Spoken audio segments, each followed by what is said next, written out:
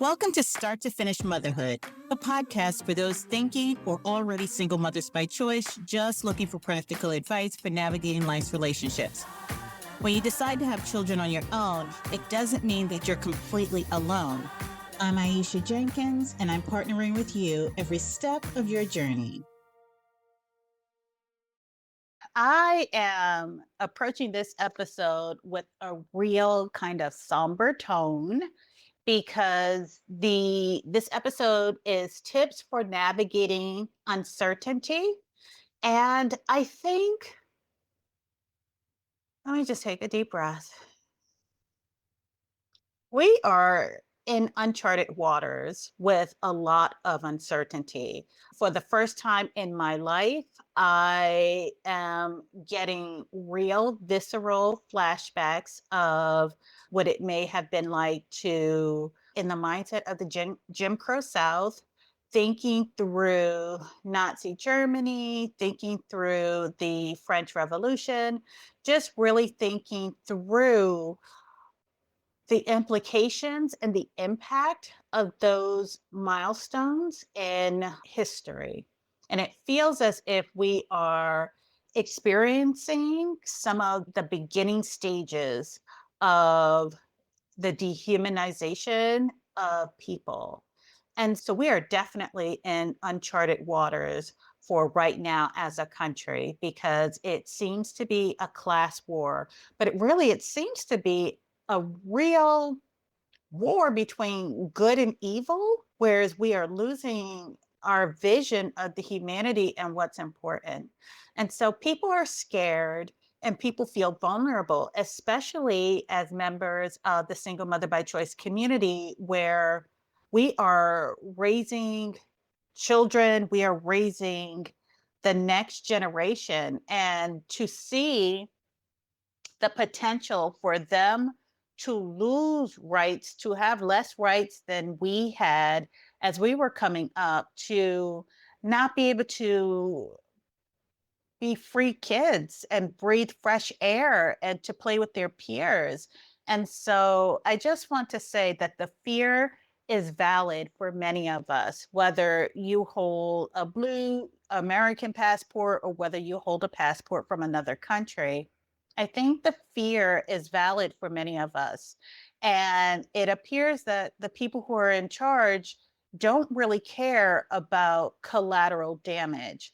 And oh, the fear is real, but we're going to do this and we're going to get through it, and we're going to do it scared. And as the leader of a community, I've been trying to balance the preparation aspects with monitoring and managing the fear that many of us are feeling. Yeah. So election results have consequences. And the consequences that we are living through currently, I don't think many of us expected us to be where we are. I believe even some people who voted for the current administration may or may not have thought it through what the implications are, but I will tell you, I'm part of the 92%. So it does not surprise me that we are here, but the extent of the lack of humanity, it does surprise me. So going into the November elections, I am in the tech field.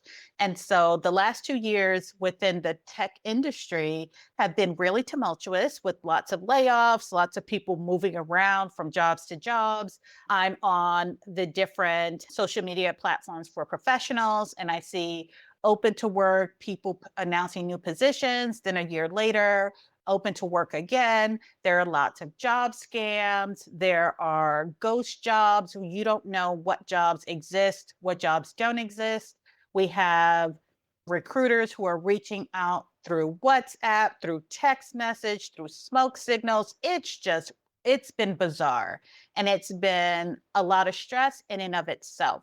and people deciding if they stay in a toxic work environment, do they leave? So then to go into the November elections and have this be the outcome where federal jobs are just being snatched away with days warnings, it is such an uncertain time period. US aid workers are being called back from the field. And I have good friends who are working in the foreign services, doing really good and much needed work, who have given up their lives here in the US.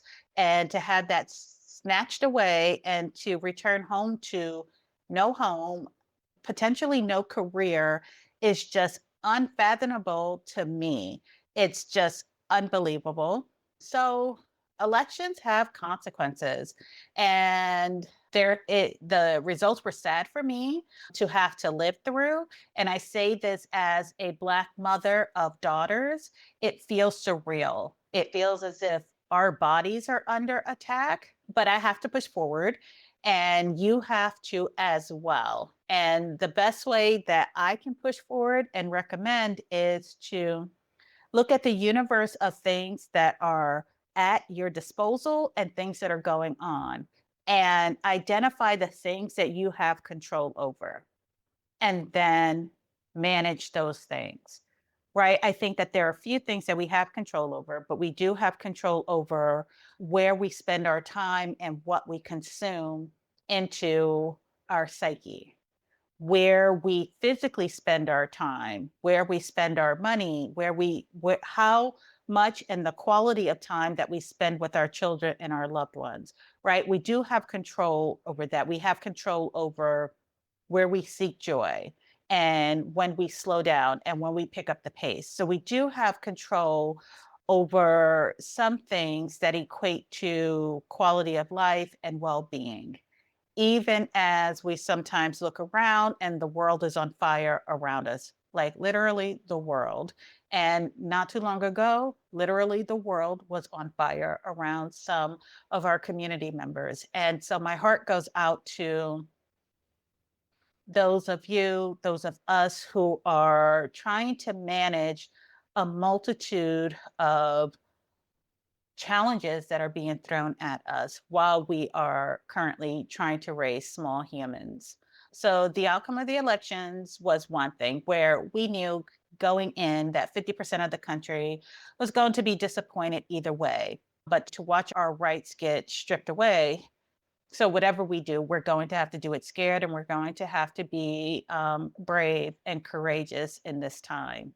So, one, the things that I have been telling my community is to find your community, find as many communities as there are needs, and get into community with those people. And with social media going the way that social media is going, that community might be an in person community. It might be a community where you have a group chat, a group text. So community might look different. We might have to step outside of our comfort zone to connect with people more.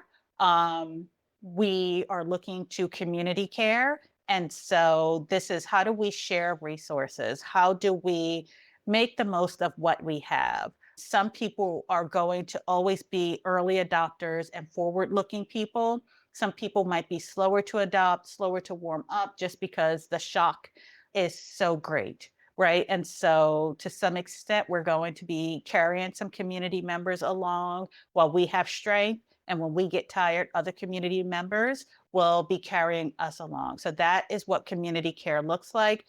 Be your sister's keeper. Um, I know for me, there are some assumptions that I can make when I am in community with Black women, and there are some assumptions I can make when I am in mixed community, and I will be conducting myself accordingly. And so, prioritize is another thing that we can do to try to maintain a semblance of balance when the world seems out of balance, right? So prioritize. For me, I usually have a top 4 or 5 list of priorities, which are my health, my children, my estate, and then my chosen family. So there's another one in there, but I can't remember it at this moment. And so that helps me to prioritize any decisions I need to make in the moment. Whether it is, do I pick up this phone? Are they me? Are they my children? Is it something having to do with my job or my estate? Is it a member of my chosen family who we have an implicit agreement that we will be there for each other? But I have to manage my reserves as well. So if it is not in that top five of priorities, then I will take it on an as come, as served basis with the amount of reserves I have at that moment. Prioritize who and what needs your attention, who and what needs your care in this moment. Literally, I've been talking to parents and we have been surviving day by day because there is so much uncertainty. Cut back where you can. I know for me, what that means is that we now eat the ends of the bread. So we like French toast. We like toast in general. So I am trying to maximize our food stores. Since I suspect that our food systems are also being compromised, especially with the reduction of regulations, I'm getting my family used to eating as close to whole foods as possible. So it means going back to the drawing board. We eat out less in terms of fast food. The casual dining that we do pick up, you make sure that it has as much fresh food and veggies as possible, like as close to whole as possible. We have done away with the baby carrots, and my kids actually like the longer natural form of carrots. And because I've kept it away from them for so long, they think it's a treat to just have a whole big giant carrot and to just crunch on it, which you will get no complaints from me.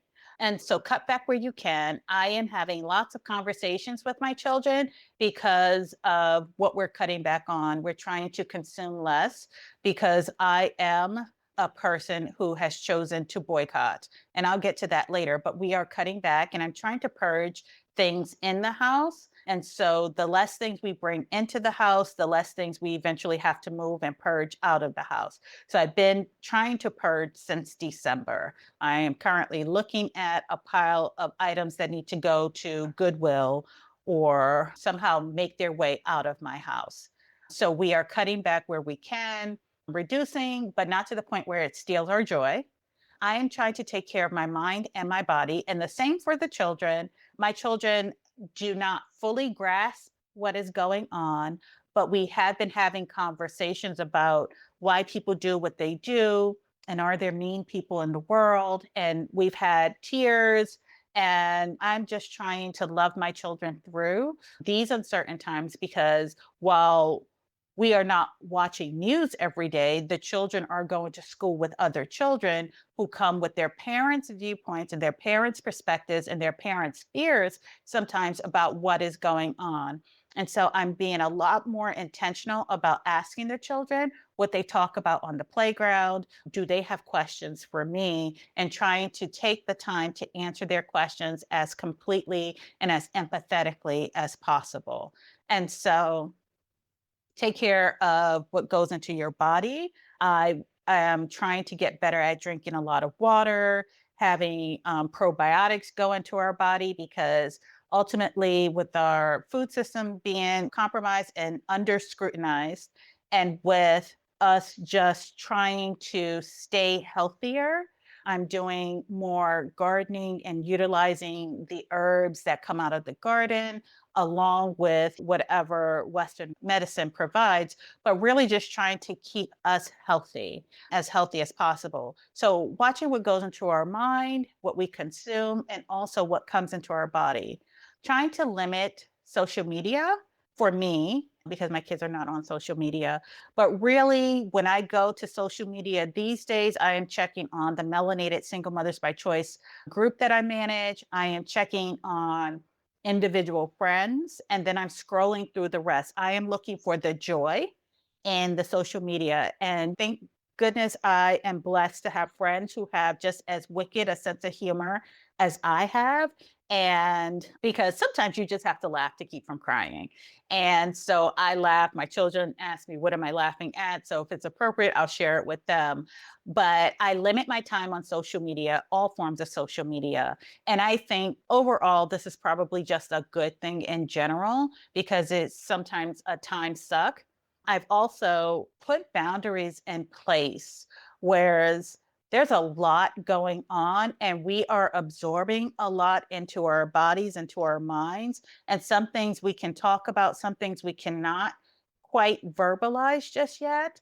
And so I am also coming off of a mental health scare. And so I have to be cognizant of what I can and cannot take on in this moment. Again, it goes back to my priorities.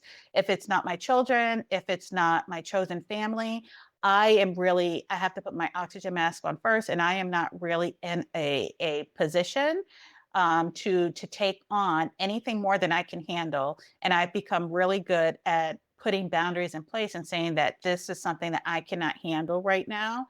And so, yeah, find alternative news sources. And I am not watching the news as much. I am not watching domestic news. I am looking at international news. I am checking in with friends more because I've got friends who are also international. What are you hearing? What are you feeling? What are you thinking? So find alternative news sources. And then if boycotting is your thing, boycott what you can and be consistent, right? There's a lot of conveniences that have been introduced since the pandemic, and I do participate in those conveniences.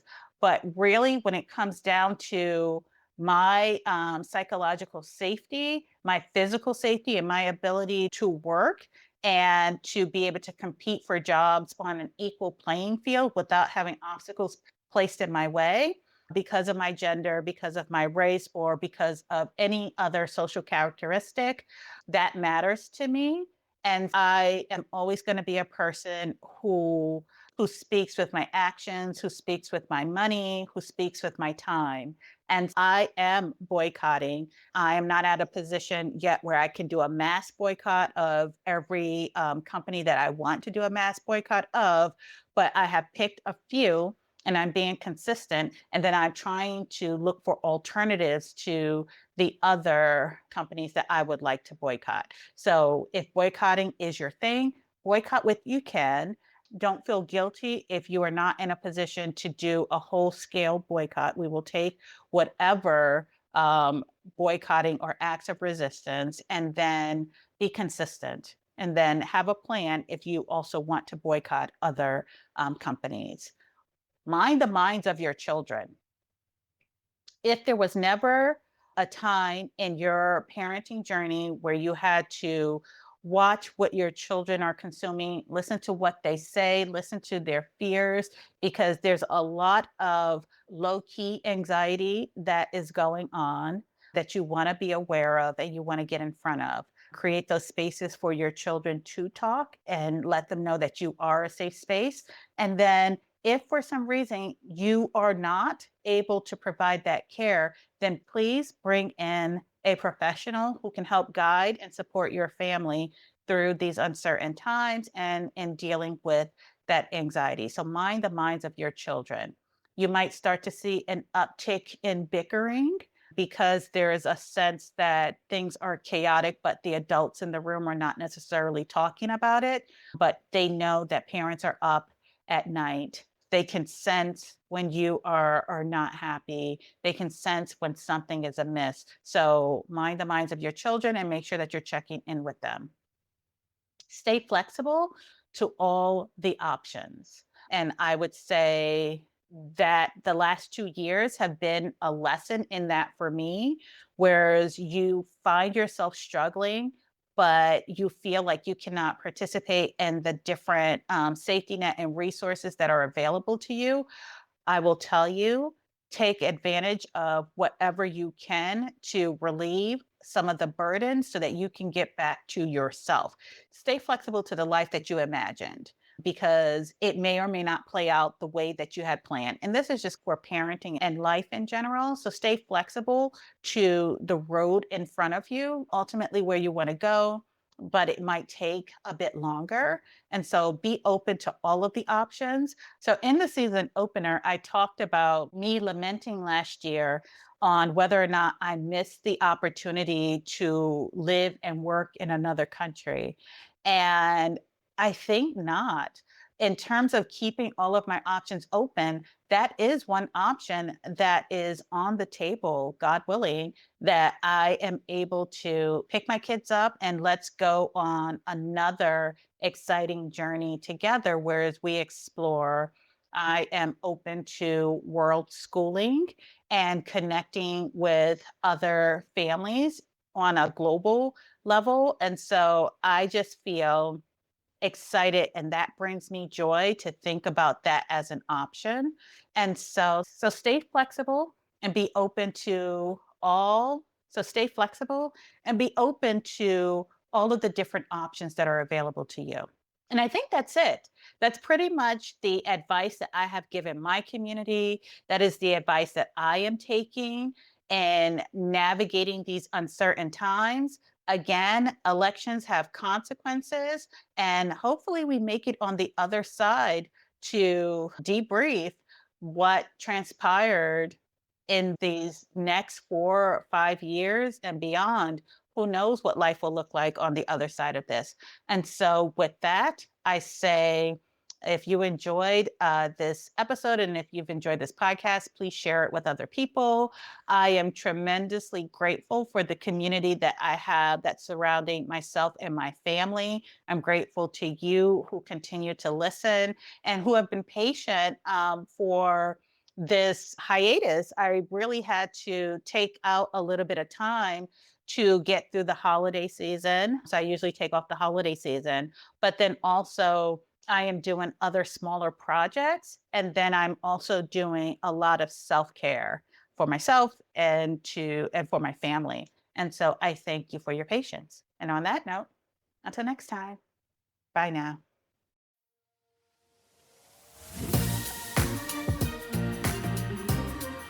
Thanks for listening to Start to Finish Motherhood with Aisha.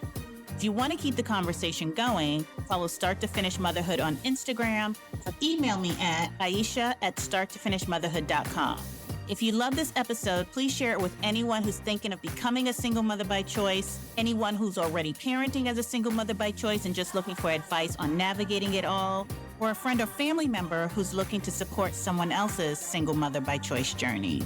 Until next time, bye now.